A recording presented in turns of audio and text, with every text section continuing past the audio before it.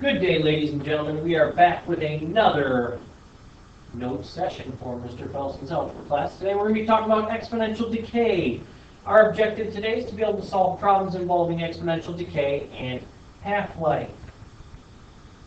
Exponential decay functions have an initial amount that decreases at a steady rate over time. You'll notice this equation is very similar to what we talked about the other day.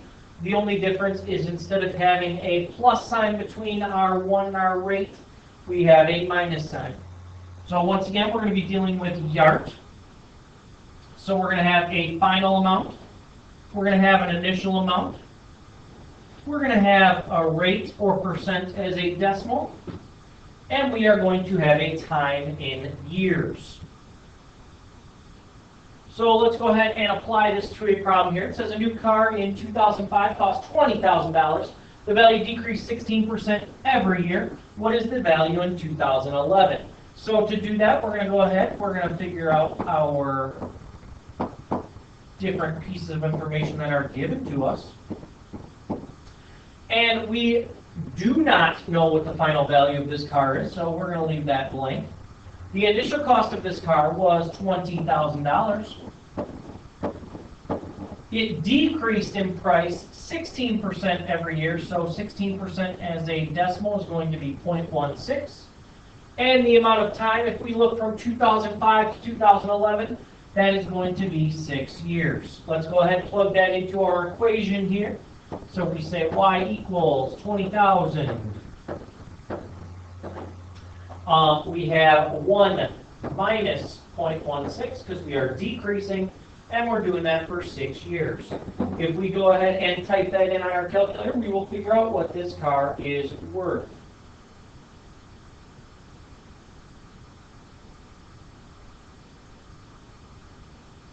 After typing that in on my calculator, I figured out that the car was worth $7,025.96. So that car did lose over half of its value. Let's try another problem here. It says a fully inflated raft loses 6.6% of its air every day. The raft originally contains 4,500 cubic inches of air. Write an equation to represent the loss of air. So to do this, our initial amount was 4,500. And our rate is going to be 0.066. And we are going to be doing that for we do not know how many days yet, so we'll leave that as a blank. So to write our equation, we're going to go ahead, we're going to say y equals 4,500, 1 minus 0.066. And we do not know the amount of time, so we're just going to leave that as t. In the next box, it says to use the equation to estimate the amount of air that will be lost after 7 days. So we are going to use this equation right here. Instead of leaving that t as a t, though, we're going to put that in as a 7. So we're going to say y equals 4,500, 1 minus 0.066, and then we'll say 7 days. We'll go ahead and type that in on our calculator, and we'll see if we can get the correct answer here.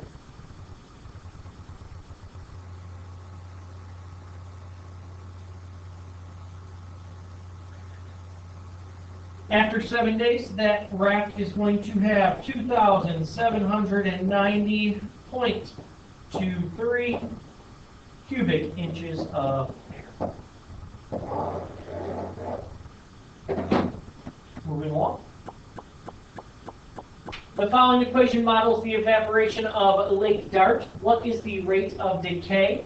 And the tricky part about this problem is we don't have a plus or minus sign to help us out here. There is nothing there. So what we actually have to do is rewrite this with a 1 in there. And we know we want our answer to be 0.9. So how I would do that is I would say y equals 50,000. And then I would say 1 minus something, it has to give us this 0.9. So If we want to figure out what that is, 1 minus what would give us 0.9? It has to be a 0.1. So what is our rate of decay? Well, it's 0.1, but how do we write that as a percentage? We can multiply by 100.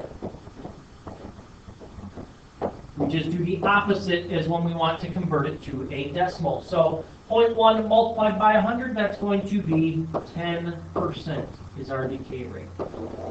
So we decay at a 10% rate. Next up, we got to talk about half-life. Half-life is the time it takes a substance to decrease by half. So the rate of change on a half-life is always going to be 1/2. That's what makes it a half-life. We still have a starting value. We still have a final value. And we still have a number of half-lives taken. This time it is not in years, it's a number of half-lives taken. The half-life of a certain substance is 5 days. An initial sample of the material has a mass of 400 grams. How many days will it take for the sample to decay to 25 grams? Solve using a table and equation. So the easiest way for me to do this, we are actually not going to worry about the equation here because we are not in school right now, so we're going to skip that part. But we are going to worry about the table. The table's not too bad. So what we have to do is we have our initial amount. This is going to be a 3-column table.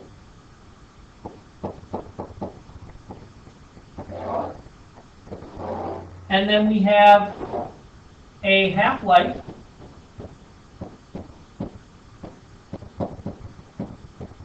And then we have a number of days. So the easy way to do this is we know we are starting with 400 grams. And 1 half-life is, that's if we've taken 0 half-lives, that would also mean that 0 days have passed.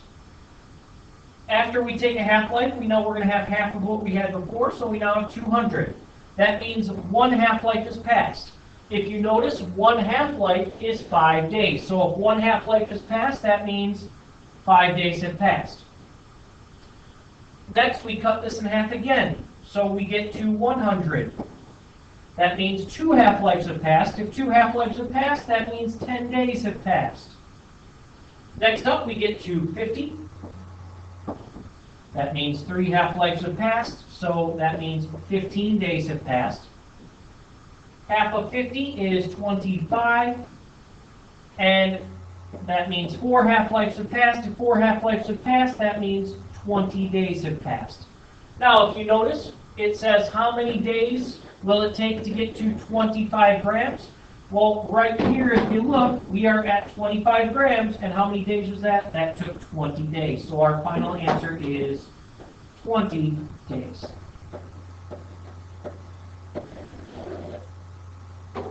You can do that using an equation as well. It would also involve the calculator, but making the table is pretty simple to do. We're going to go ahead and do the same exact thing here. So it says fluorine 20 has a half-life of 11 seconds. Find the amount of fluorine 20 left from a 40-gram sample after 44 seconds. So this is how many seconds we want to figure out. So I'm going to do the same thing. So I'm going to say my initial amount.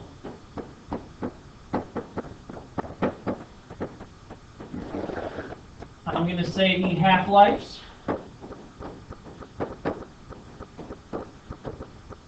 And the time. So if we started with 40 grams, that would mean 0 half-lives have passed and 0 time has passed.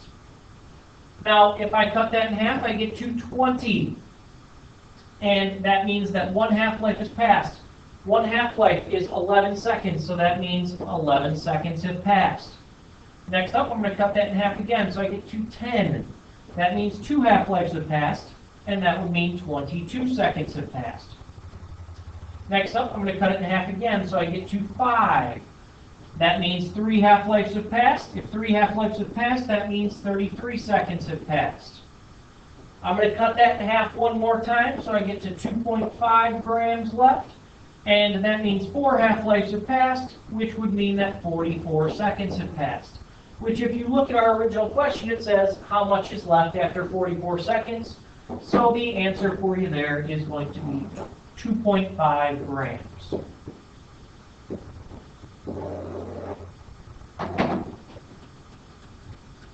We have one more problem to go here, then I'll get you out of here.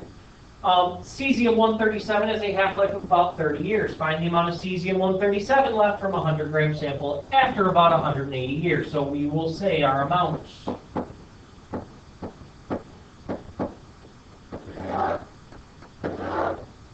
You already know the drill here, so we have a half-life. And we have time. So initially we start out with 100 grams. The half-life of that would be 0 half-lives, and that would mean 0 time has passed. Next up we have 50 grams left because it's a half-life. That means 1 half-life has passed. How long is a half-life here? 1 half-life is 30 years, so that means 30 years have passed. Now we have 25 grams. That would mean 2 half-lives have passed, and we now have had 60 years pass. We're going to continue doing this all the way to 180 years, so we get 12.5 here. That's 3 half-lives. That would mean 90 years have passed. Then we get, I believe it's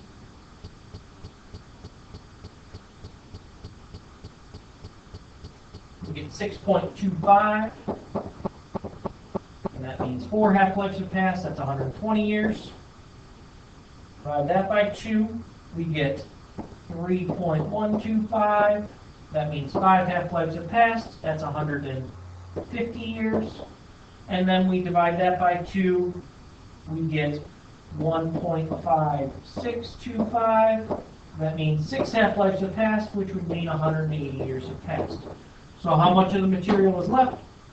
1.5625 grams. That does it for our notes today. I will see you in a couple days.